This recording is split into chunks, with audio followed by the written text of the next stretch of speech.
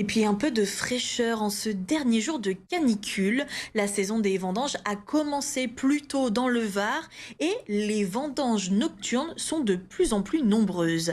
À la main, ça commence à 5 heures du matin et vous le verrez, ce n'est pas uniquement pour préserver les vendangeurs. Florian Collin est allé suivre l'une d'entre elles. Allez, c'est parti! 5 heures du matin, au Maillon. Les premiers coups de sécateur libèrent les grappes de raisin. À la frontale, une vingtaine de vendangeurs travaillent à la fraîche. C'est plus agréable de le faire le matin, en effet. Ouais. Bon, c'est réveil compliqué, mais après on s'habitue, on prend le rythme vite, on va dire. Des horaires, à la fois pour préserver les vendangeurs, mais également les grappes de raisin. Ça évite qu'il se réchauffe de trop.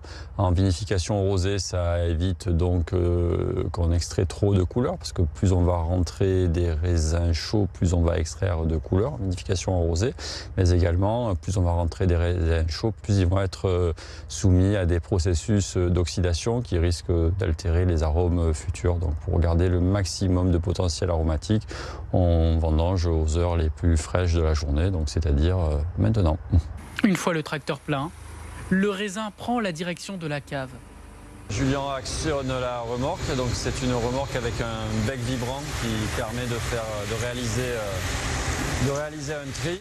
Cette première machine sépare les grains de raisin avant qu'un échangeur thermique ne les refroidisse d'environ 10 degrés. C'est très important de refroidir la vendange à la réception pour limiter l'oxydation des jus. Pour finir, la récolte est acheminée vers un pressoir pour en extraire le jus.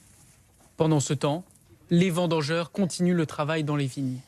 Ici, le soleil commence à se lever au Maillon. Au total, les vendangeurs vont continuer leur travail jusqu'à 11 h et récolter entre 8 à 10 tonnes de raisin et donneront lieu à environ 10 000 bouteilles de Côte de Provence blanc.